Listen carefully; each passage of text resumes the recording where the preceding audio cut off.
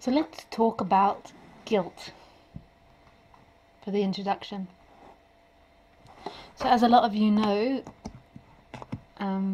I've talked about Ramesh Balsekar before. Ramesh Balsekar. Which camera am I? Oh, there, that one.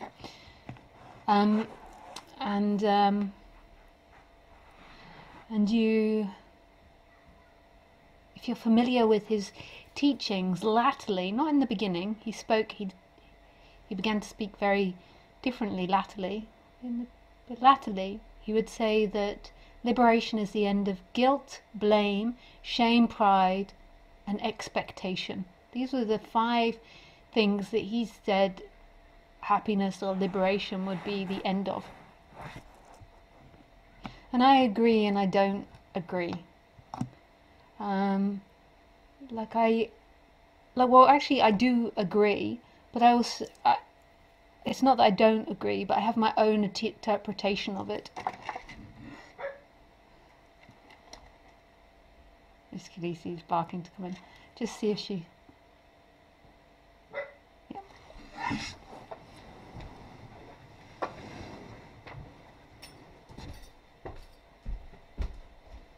Hello, my love. Is that you finished?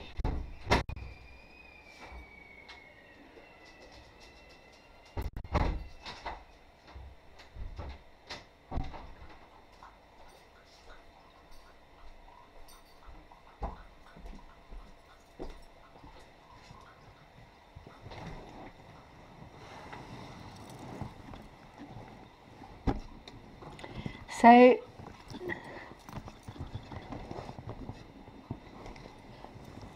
if you were to steal someone's money or to run over someone's cat, maybe run over someone's cat is better because it's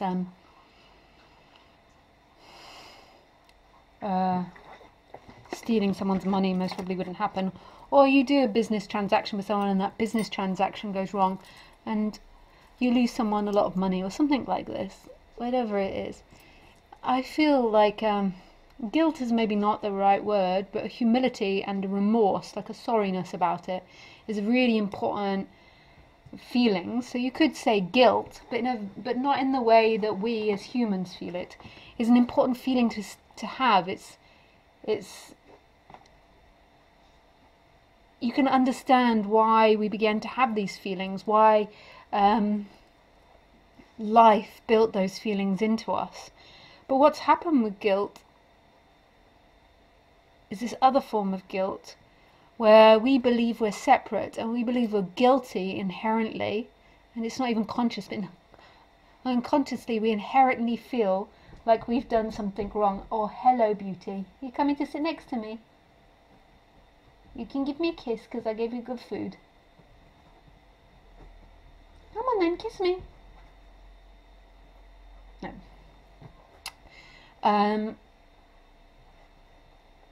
And so there's this seed of feeling like there is something inherently wrong with you because you remember this wholeness, even though it's not consciously, but you remember this freedom that you've forgotten. So in Christianity they describe it nicely in the story of Adam and Eve eating the apple of knowledge and then being kicked out of heaven by becoming aware of their nakedness. And this story describes it well because it's what separation guilt is this sense that there's something inherently wrong with you.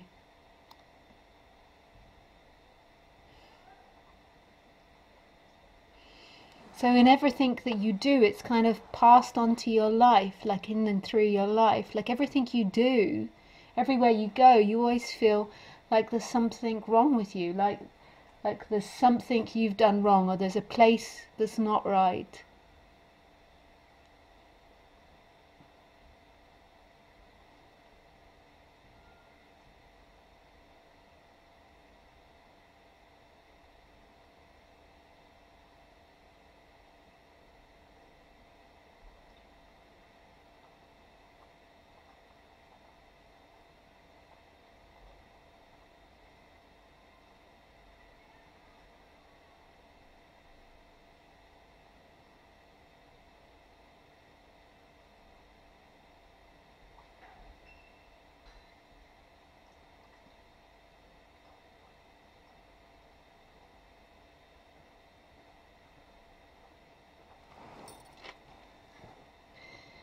And freedom is this remembering of your divine nature.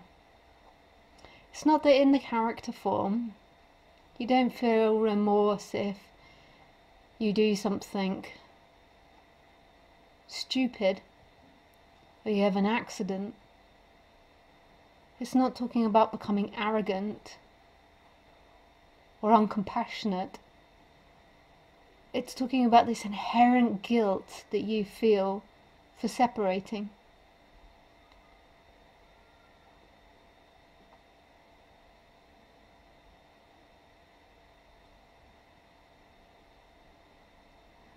And you are not guilty.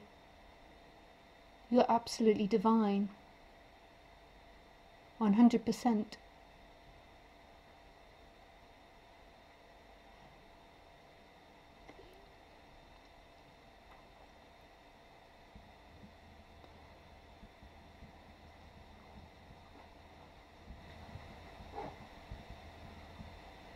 And this is a remembering of that. But not a personal remembering. It's not your remembering, because there is no solid you that's inside the body. It's this moving back to that place of completion, that seeing that's not a personal seeing.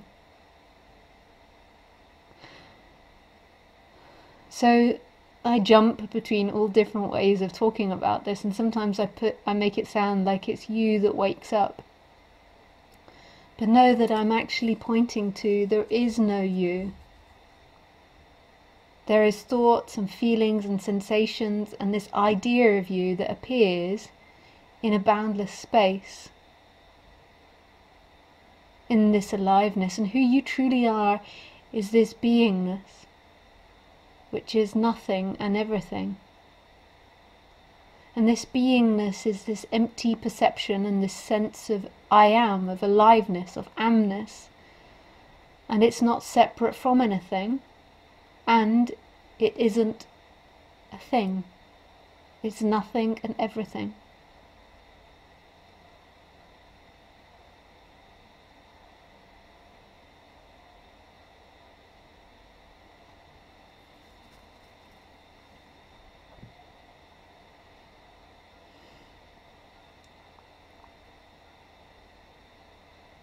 So you believe that you're someone moving in time, but notice that one that you believe is always, that's you, is always coming and going. All thoughts or feelings or sensations are coming and going, but presence, this aliveness, never comes and goes, and this presence never moves. Everything's moving in it. And the mistake is that you think you're something moving in time, where time is moving in you. The illusory you is moving in you. The world is moving in you. You believe that you could run out of your house and up a hill and over a hill and you'd be in a different place, but it's actually just appearing as if it's a different place. It's not really a different place. It just appears as if it's a different place. It's the same aliveness, the same presence. You could fly to Morocco, you could fly to the moon, and it would be the same presence.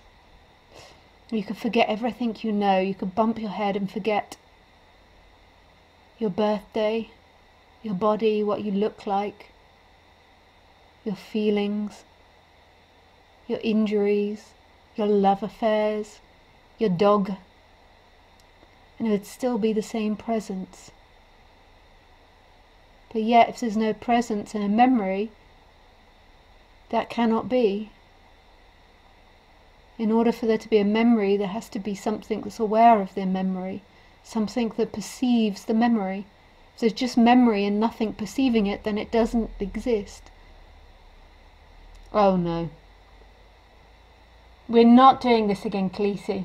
That smells like a cheeseburger. Oh. Khaleesi, we're not doing this again. Oh. Just keeps coming. I don't even have a jumper to hide in this time. Oh dear.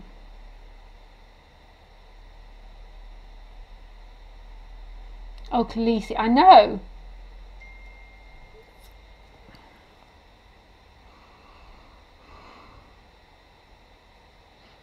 Oh.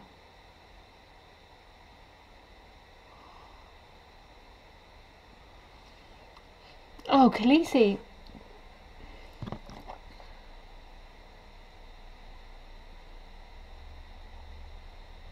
Whew. Whew. That's awful.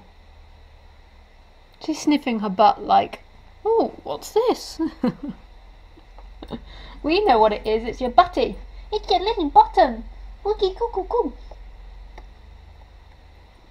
You go and do that the other side of the room, Missy. Somebody's got to earn money here for you to eat. Oh no, actually, there's no money earned by this. But somebody's got to work. No respect for the elders these days. No respect.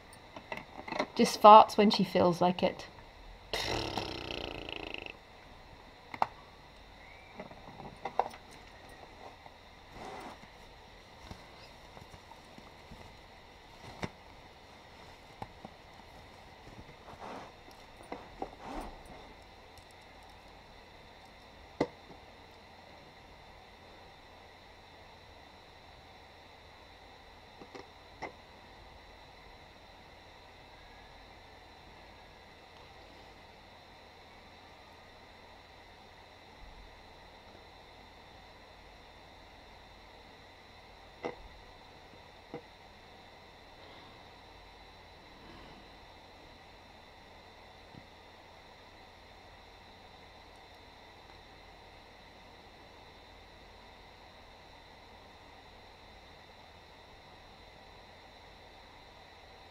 And there's this knowing of what's being talked about, and this knowing isn't an intellectual one. Maybe some of you intellectually get it, and the intellect has some relevance. It certainly has relevance to calming down the person, calming down the illusory person and the body-mind mechanism. But that I'm not talking about that knowing. The knowing that I'm talking about is this love, this remembering of love. Like when you listen to a piece of music and there's instant connection with it, or you look into your lover's eyes,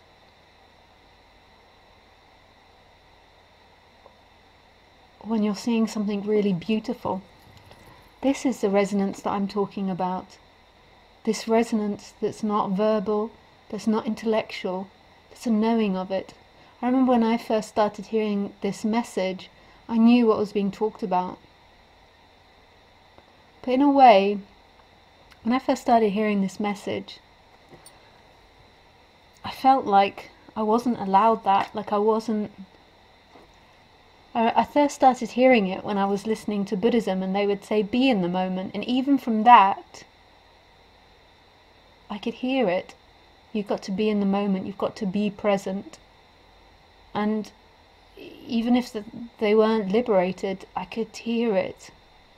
And some of the sutras and the poems, I could hear the freedom,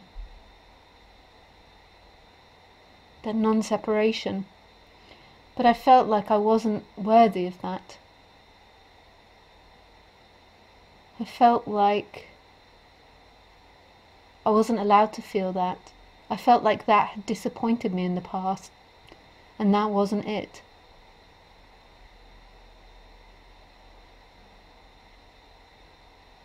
I wasn't allowed that much love, but it wasn't conscious. And that love is what had made me dream of things that I couldn't have, that had made me long for it in time. So I began to get into this dry Buddhism where I tried to reject that. And I remember from listening to Eckhart Tolle, and I was still involved in the Buddhist group, I remember this moment on the way home on the tube in London. And I had this moment where I was contemplating this love. And I remember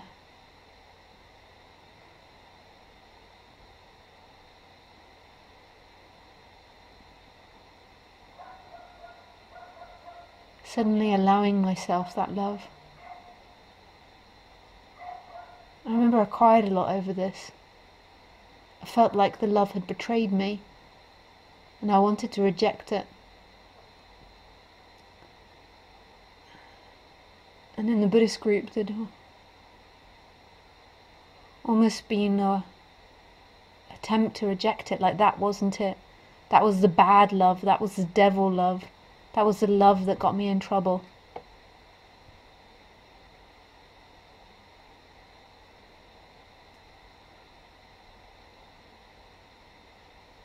And while I was in the Buddhist group, I stopped listening to music I loved, or I stopped doing certain things so not to evoke it.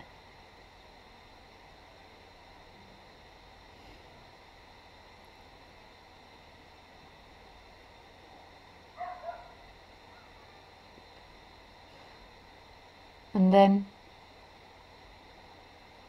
that broke.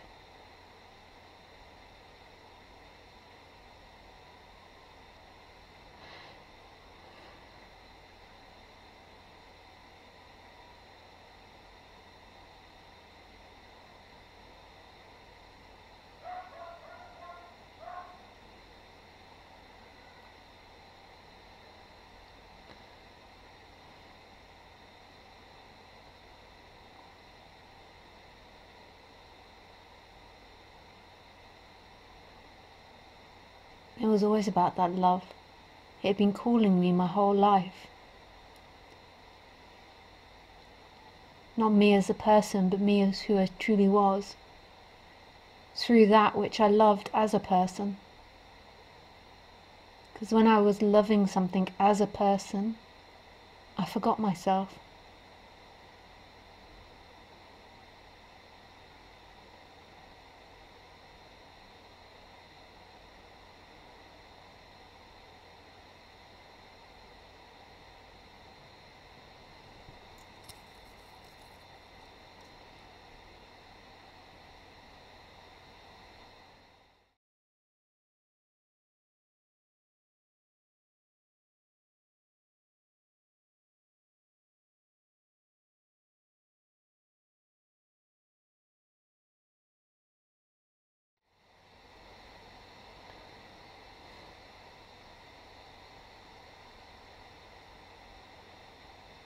I followed that love.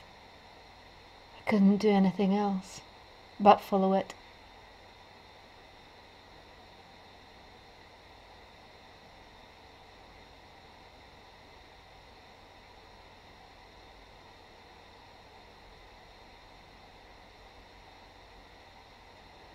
But I didn't expect to suddenly have it. I understood that I could never own it. And when it came, it came. Oh dear. We're going to have one of these nights again.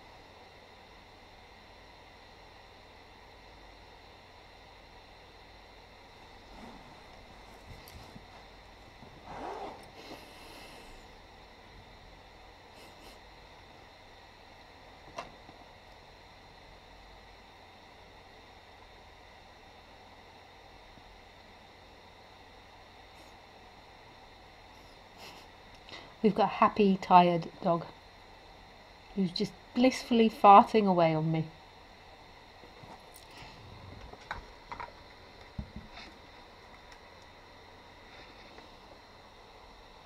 Look at that little bottom. It's like she points it at me on purpose. Look at it.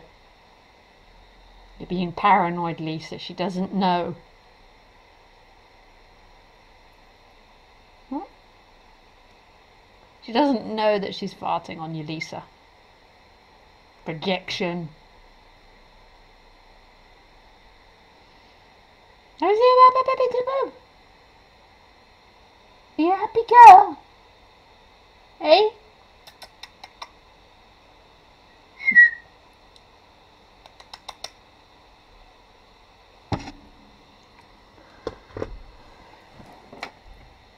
You happy girl? Keep that bottom in. Keep that bottom closed.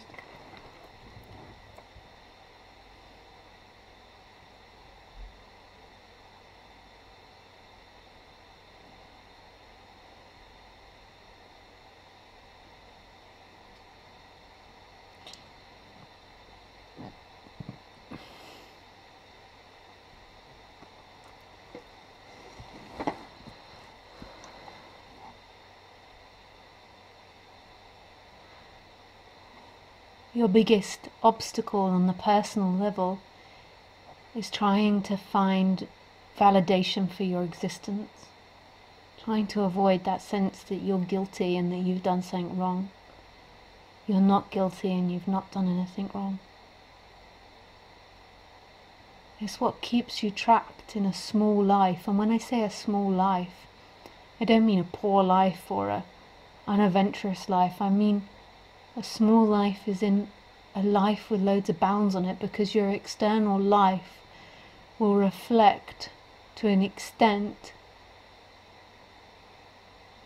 what you internally feel.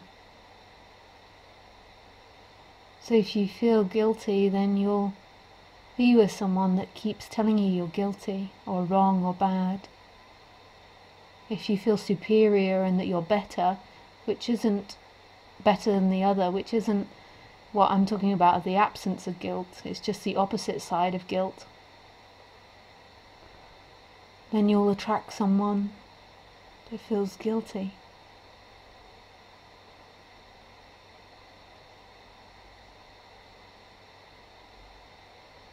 But it's only to an extent.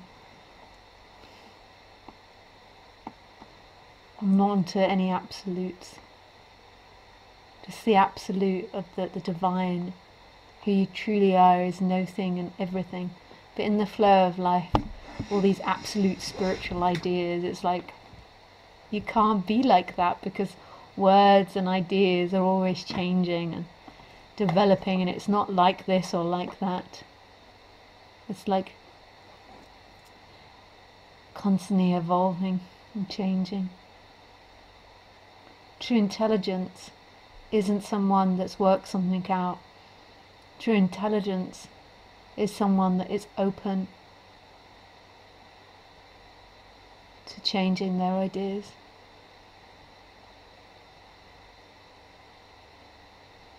That's true intelligence. Someone that is open to evolving their ideas.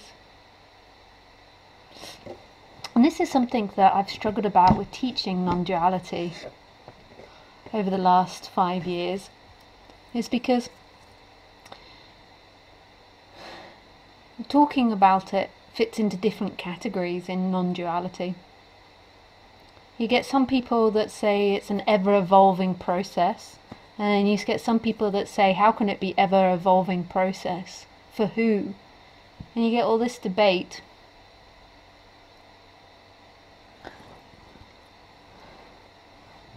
And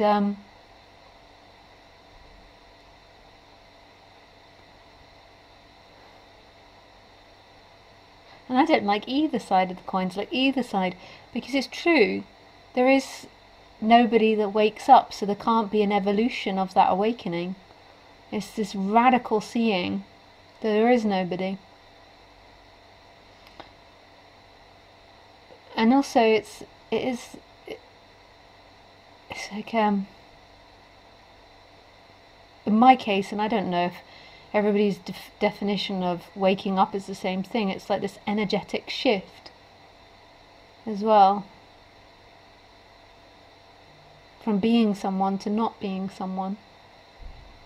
But then you get teachers that are really adamant it's final, and then teachers that say it's not and it can't be. And you know what?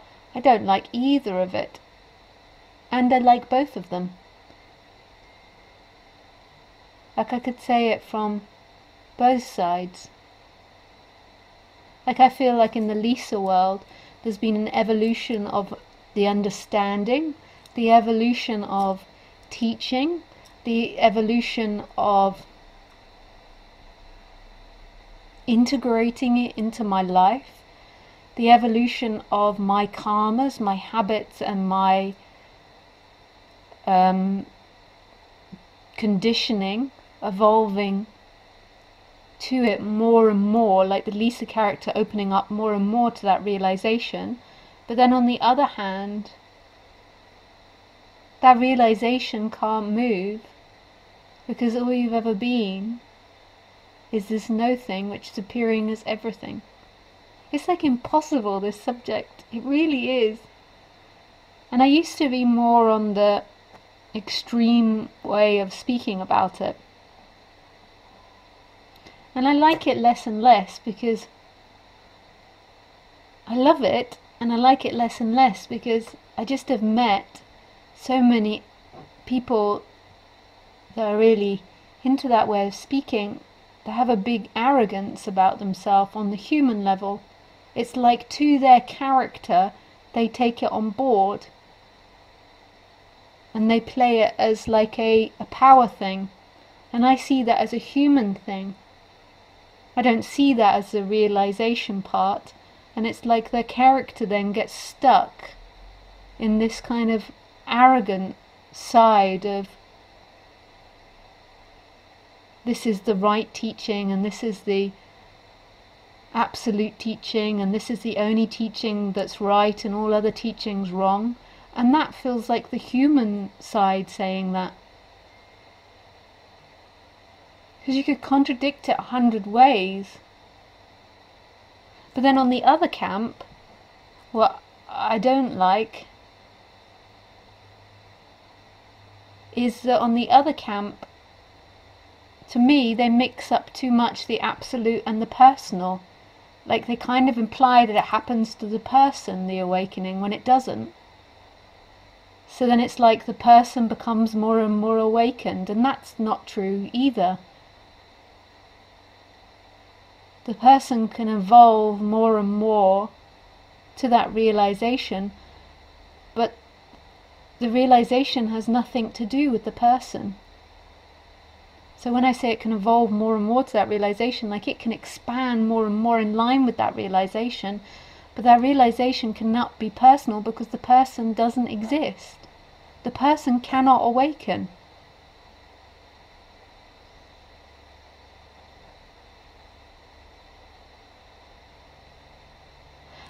And also I dislike it when teachers make it sound like their way is right, because how could you have right? Like, it's maybe to do with this idea of, on the human level, of intelligence, that intelligence is about, true intelligence is the ability to always evolve your intelligence, because there's always the possibility to take your thinking to the next level. It's not like our brains can stop growing. Our brains can always grow. You can never arrive there on the intelligence level. So it's like to say the law of attraction is right, or sitting in awareness is right, or Tantra is right, or the absolute teaching of non-duality is right. To me, on the human level, this isn't so intelligent. But yet I see points in both sides. But to stick to anything, it's like a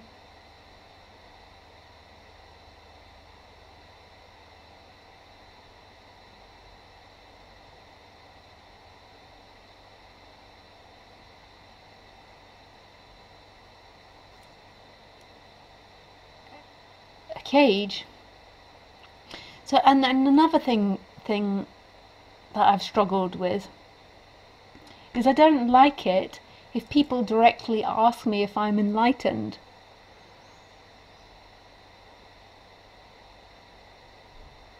Because neither side that I say is true.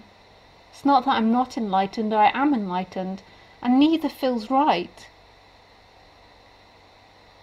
And another thing that I don't like is when you are a speaker, people automatically expect that of you. And it's like people want to constantly put you in this cage where I have to be whatever I am, enlightened or not enlightened. And you have to be whatever you are. So if I'm angry, I'm angry, and if that's unenlightened to some people, that's unenlightened, and if that's enlightened to someone, that's enlightened, and if I'm sad, I have to be sad. I have to play the role of Lisa perfectly. If I don't like something, I don't like something. If I do, I do. But when you say to someone, are you enlightened or not, then you already have a definition of what enlightenment is. And you're already trying to put a bound on something. You're trying to put a limitation on it. But at the same time, I can also see the purpose of it, because people are saying, why should I listen to you? Like, are you a con man that's conning me in some way? And again, I see this as the wrong way of looking at stuff. But I know that's the way that humans look at it. I have to plug my computer in this moment. Because really the way it should be looked at is not if this person is conning you or if this person is doing this or doing that. You look at it as what lights up your heart and what doesn't.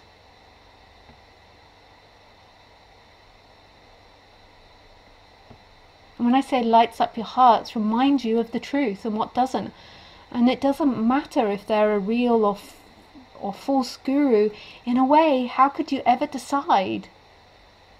I've had gurus screaming their heads off at me and shouting and effing at the TV when I left the room because it didn't work. Or shouting at me because I'm so annoying.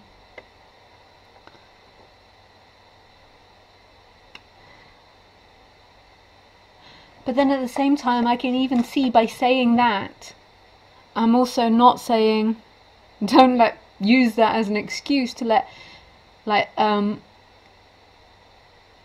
narcissists and arrogant people take you for a ride.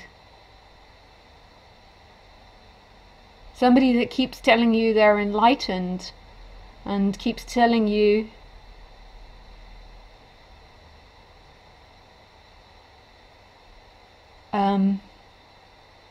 how great their experience is or how much better their experience is than someone else.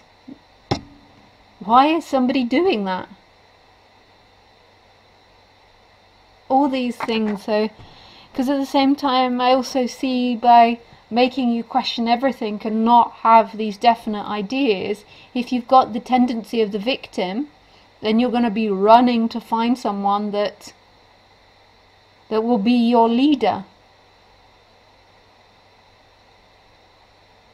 And if you're running to find someone to save you, that's not going to work either. For someone to save you. How could someone out there save you when you don't exist? But you can learn nuggets of gold from people. You can see the light in them and let that light remind you. And then you can also see some crap that comes out of people. And I humbly and with love say that crap comes out of me at times. And just ignore it. Take the nuggets of gold. Like somebody was saying to me the other day that about marriage and how I'd really hammered down on marriage one time about, how it was about slavery and I can't remember what I'd said, but I do remember, and I will every so often have a rant about marriage. But on the other hand, I remember once seeing this Buddhist wedding, and I didn't say this at that time, it's like, just open your mind to every possibility. With one side comes another side, which will be a perfectly rational and beautiful explanation. So, you know, I once went to this Buddhist marriage where they married each other for the moment, not for time, not for he's going to look after her for the rest of her life. She's not his. It was like they married each other for the love of this moment, for seeing the divine in each other in this moment. And I thought that was so beautiful. But if you get me started on the regular marriage rules, I'm going to go off on one. But if you don't agree, don't agree. You don't have to take my word and suddenly be like, this is the correct way, marriage is rubbish. If you feel that marriage is right, then that's what your heart feels. We're taught we're wrong, there's something wrong with us, so we try to match up our thoughts with other people in order to be right, and you don't need to be.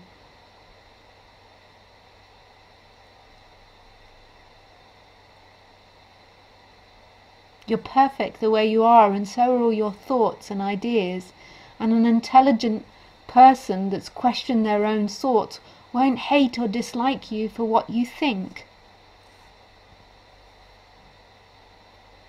It's only someone that's really not explored their thoughts or what they think or the nature of reality that will hate someone and what they think or look like or feel. Someone that's begun to question all these things will be able to accept it so much more. I might not enjoy certain ideas, like I really don't enjoy, like hate speech.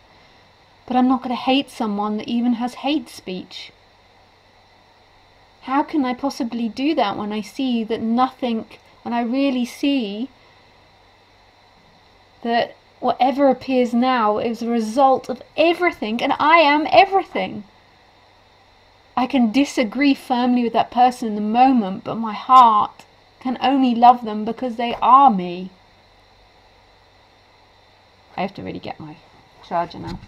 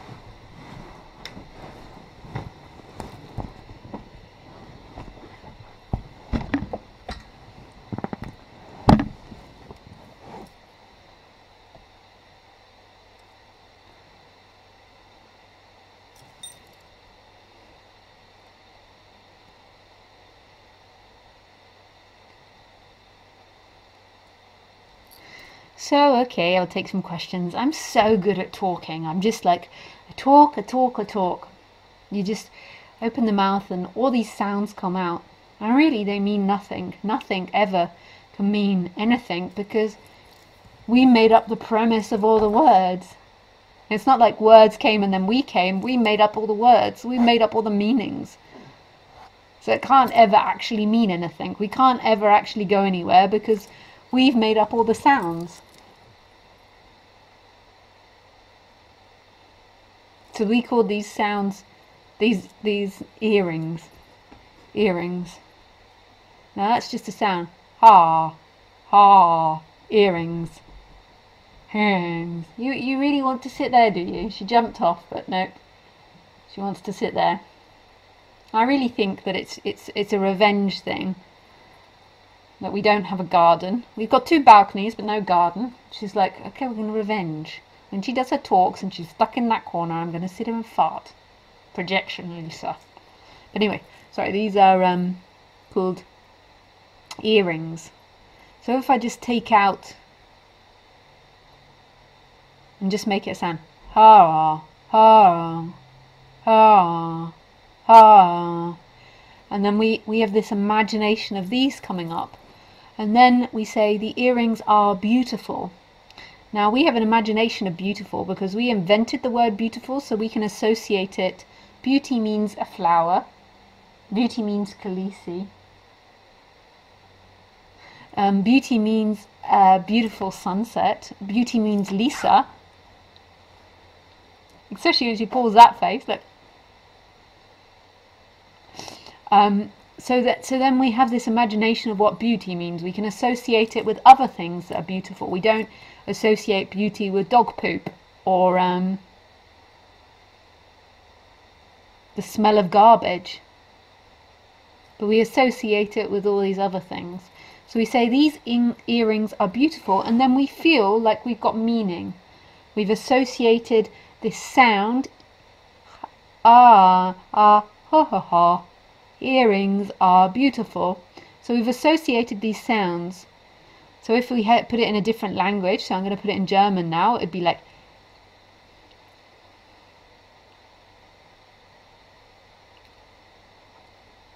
Heisina hol Heivovina. That would mean earrings are beautiful. And that's a completely different sound. But in the minds of the German people, those words have association. So with the word beautiful, we have the association of all these beautiful things. The word earrings, these things that dangle from the ears, and is a middle word. But it all has meaning in our brain. But this isn't truth. To Khaleesi, this means jack shit. Khaleesi, can I just tell you something? Hey. Chicken. These earrings are beautiful. Yeah, you see, that's what she thinks of that. She's like, look, if you've got no chicken, I'm going back to sleep. It means nothing to her. It means nothing to the rest of the planet, to the universe, to the flowers, to the trees, to aliens. This sound, earrings are beautiful, means nothing. So let's think of another sentence which we believe has meaning. What is the point of my life? So we've got this word point. Now, point can mean lots of things in English. It can mean the point, which is a tip, and it can also mean point as in, like, what is the tip, like what is the, why am I alive? So we can associate like that, and we suffer over these ideas of why am I alive, what is the point of my life, and we have all these imaginations that the point of my life is to be happy, or the point of my life is to get married, or the point of my life is to be really popular. Whatever we believe our point of our life is, to be a nice person. And we have all these associations in our brain, all these neural pathways that go, and we believe them to be real, and we get stuck in all these ideas. Sorry, I should be looking up here. I end up looking at myself speaking, which is rather a weird thing, rather than looking in the camera so you can see my eyes. Hello, there are the eyes. And we get stuck. So the idea I am bad, which a lot of people feel, or I am unlovable, originally started out as an idea which became embodied. The idea is repeated so many times that the body took on that memory, that idea, I am bad. So therefore you seek out unconsciously, the body moves towards situations where it's bad because it believes that is what it is. And none of these sentences mean anything. We have an association what is bad.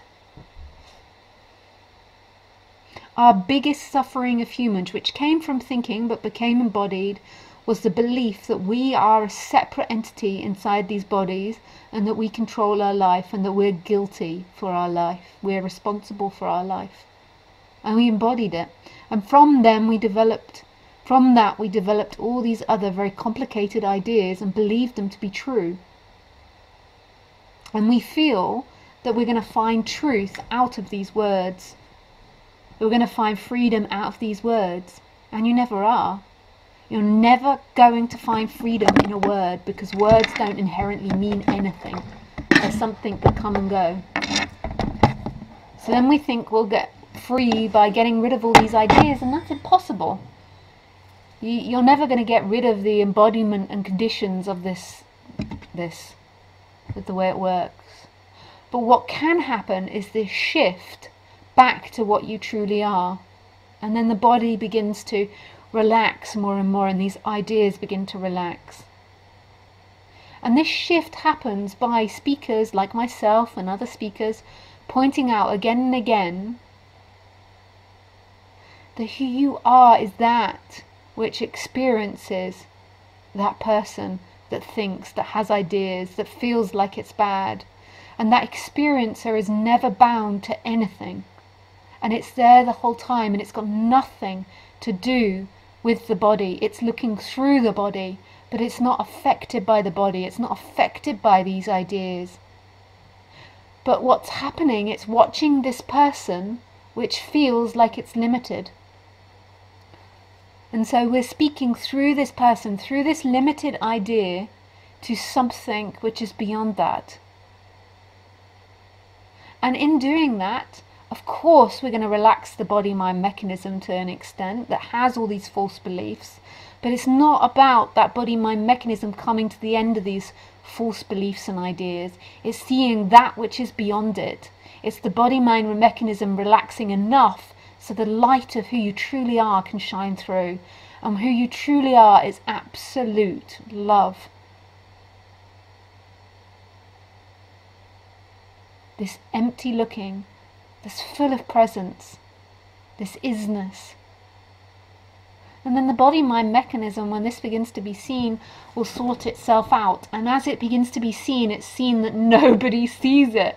No one can see it because you don't exist. Who you believed yourself to be was only an idea that you've been taught. It's an idea that you are someone. You have this idea of what someone is, and you have an idea that you are someone and you live inside the body. Khaleesi is totally free. She doesn't have this idea that she's someone, so she never suffers. She's always this boundless freedom, this innocence.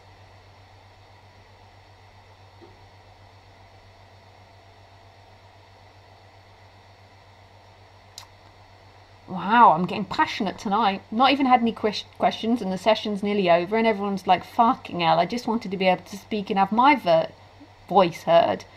She takes up all the space. She says she's got no ego.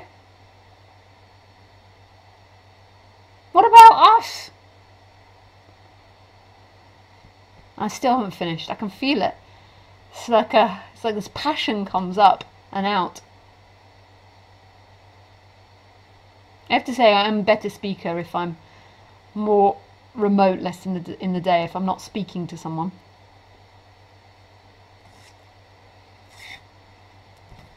And it's like, welcome to the talk.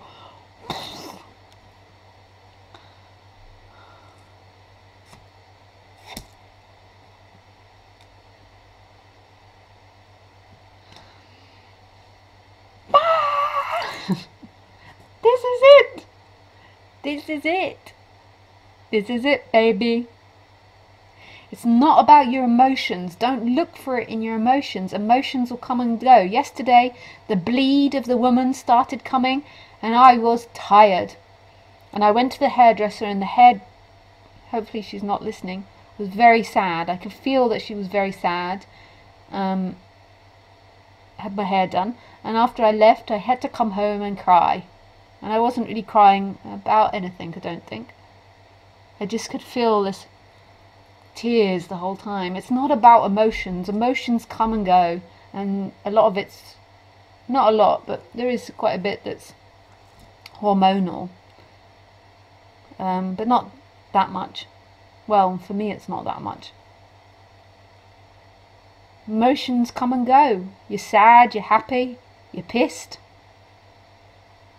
Now, I'm not saying we don't strive to be nicer, kinder people. I'm so into that. But, you know, we all have emotions, and we all have our off day, and we all have our grumpy days. Don't we, Khaleesi?